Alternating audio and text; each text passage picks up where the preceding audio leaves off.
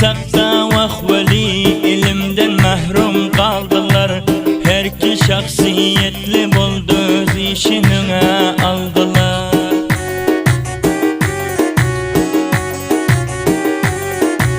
Milletin hizmetini olar nadide aldılar.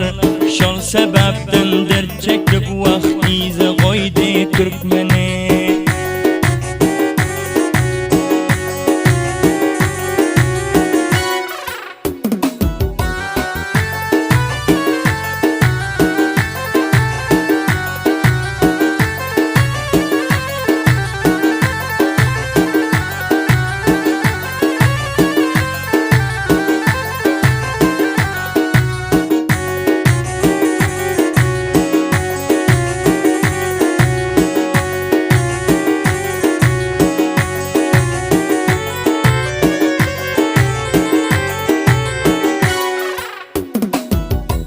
Gerçek yiğitlerimiz parti gitti özündaş edip, halk için toprak için cami şehadet noş edip.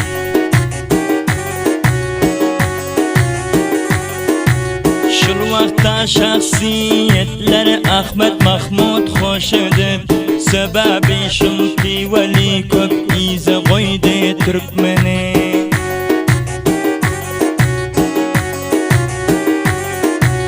Her rakam kıyınçılıklarda öndedir yanım Türkmen. Bigana o bigana deyip canın ver yanım Türkmen.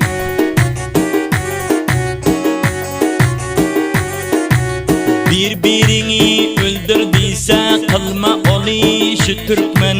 Kança yalan sözler bilen aldadılar Türkmeni.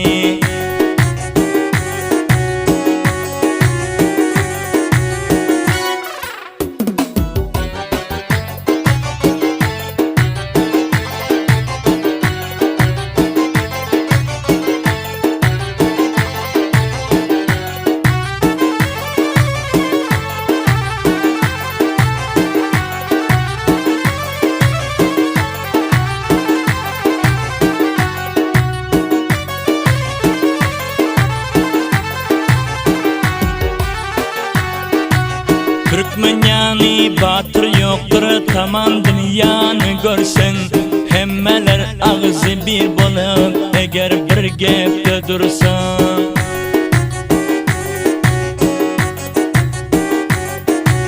Ağzı bir o birleşinler, hiç kim bize yok musun? Kaydı hiç kim aldamasın bundan bir yan Türkmeni.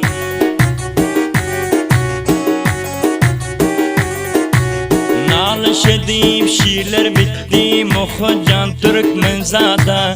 Ol ki şahidmat edinler bulsa gette istada.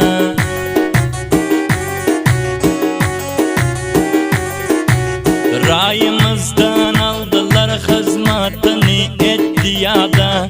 Sebebi şunti veli kök ize koydu Türkmeni.